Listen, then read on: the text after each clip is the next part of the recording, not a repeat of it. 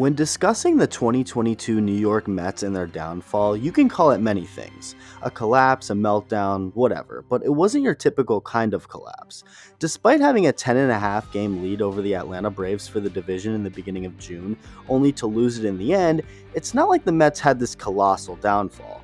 There's definitely been worse, but with that said, the Mets still had the upper hand for the division title as the season started nearing its end. On June 1st, when the Mets had the highest lead they had all season at 10.5 over the Braves, their record was 35-17, going on to finish the season with a 101-61 record. So from June 1st and on, the Mets played to a 66-44 record.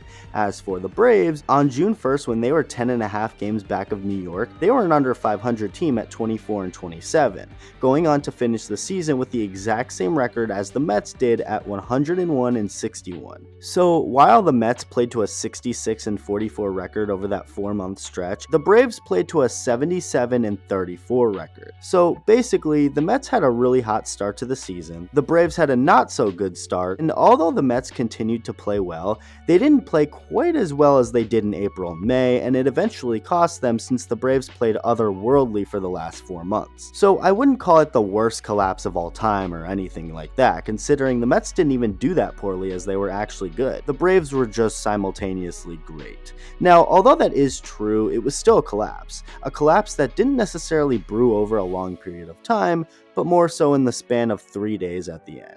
The Mets and Braves were slated to play the final regular season series between the two teams starting on Friday, September 30th at Truist Park, with the Mets going into the series ahead of Atlanta by 1 game. So who would be slated to take the mound for those 3 games? Jacob deGrom on Friday, Max Scherzer on Saturday, and Chris Bassitt on Sunday. Forget Game 3. Let's just look at the first 2 games. You have 2 of the greatest pitchers of this generation starting each of those games in deGrom and Scherzer. After making his return from the arm injuries, Jacob deGrom made 10 starts, throwing 58 1/3 innings with a 2.93 ERA, striking out 91 hitters going into the Braves series. He did have a stinker of an outing his last time out against Oakland of all teams, giving up 5 earned runs on 6 hits, one in which was a home run.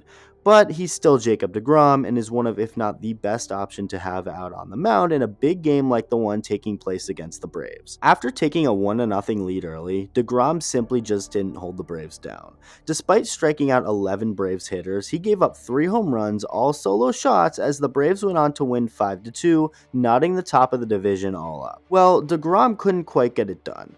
But now you have Mad Max taking the mound. He's another guy who was made for these types of games and moments. The Mets would take another early 1-0 lead, with Scherzer throwing 3 shutout innings to kick things off, and then came the 4th. A Matt Olson base hit up the middle would tie the game up at 1, but New York answered right back in the 5th as Jeff McNeil smoked one over the shortstop's head for an RBI single, only for the Braves to keep hitting off of Scherzer.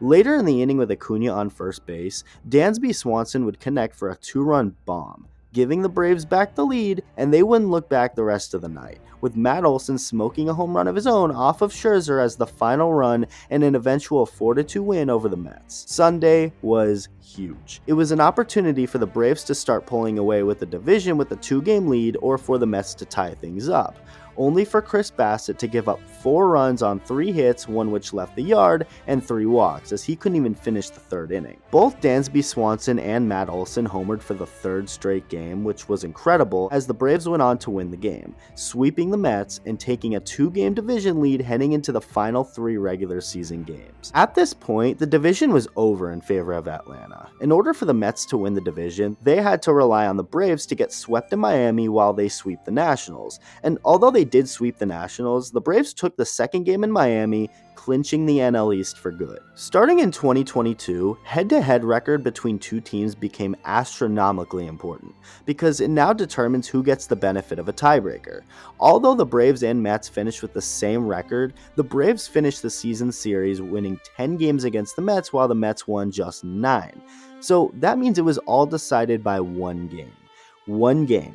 That's all the Mets had to win that final series in order for them to win the division, and they had Jacob deGrom and Max Scherzer lined up back to back, only for those 2 to give up 6 home runs combined. The Mets season wasn't over, but instead of getting a first round bye, they now had to play a 3-game series against a hot Padres team. And if they got past that, the Dodgers for a 5-game series. The road ahead most definitely wasn't going to be easy, but those 3 guys that went in the Braves series, Jacob deGrom, Max Scherzer, and Chris Bassitt, were slated to start the 3 games if it went that far, with a chance for redemption. In Game 1, Max Scherzer got absolutely lit up, as the Padres teed off for 4 home runs against him, starting with Josh Bell in the first. Trent Grisham then crushed one to right for a bomb in the second inning, followed by a Jurickson Profar fly ball low off the foul pole for a 3-run homer. Manny Machado had to then get in on the party, hammering a line shot to left for another homer to make it 7-0 in a game they'd win 7-1. Down to their final breath, Jacob deGrom got the job done, throwing 6 solid innings, striking out 8 Padres hitters, and giving up just 2 runs as they held on for a 7-3 win. As far as Chris Bassitt goes, it wasn't pretty. In just 4 innings, Bassitt gave up 3 runs on 3 hits and 3 walks. The bullpen was responsible for 3 more runs scored, and the Mets would lose 6-0, having their season end just like that. The Mets had Jacob deGrom, Max Scherzer, and Chris Bassitt pitching in their 6 most important games of the season. In those games, they ended up going 1-5, and it cost them. Those 3, especially Scherzer and Bassitt, let them down. But it also wouldn't be fair to not mention the Mets offense. Against the Braves in those 3 games at the end of the regular season, the Mets offense mustered just 7 runs in 27 innings. Against the Padres in the postseason, they managed 8 runs in 27 innings, with 7 of those runs coming in Game 2. They barely did anything offensively in Game 1, and they most certainly didn't do anything offensively in Game 3, getting just 1 hit through the entire game, with it even getting to the point where Buck Showalter and the Mets desperately asked the umpires to check if Padres starter Joe Musgrove was cheating. Musgrove, who had given up just 1 hit in 5 innings, was looked at in a suspicious way after it was revealed his spin rates on his pitches were up, and he had what looked like a sticky substance on his right ear. The umpires found nothing illegal on Musgrove, the game continued, and the Mets failed to get another hit, losing the game 6-0 and being forced to watch the Padres celebrate on their field. The 2022 Mets downfall was in large part due to the Braves playing so dominantly after their rough start. I mean, to start out 3 games under 500 heading into June, only to go on to play 43 games over 500 the rest of the way is pretty insane, and shows how much that team actually deserved the division. You also have to combine that with the Mets' best pitchers getting lit up when they were needed most, and the offense going to sleep when it was needed most. It's tough to swallow if you're the Mets, considering a lot of money went into this team, and who knows what the future now holds. It's not easy to win over 100 games again. They can possibly do it, but the late season collapse by the 2022 New York Mets is going to sting for a while. Let me know what you think. Thank you for watching. Like and subscribe if you enjoyed this video, and I'll see you in the next one.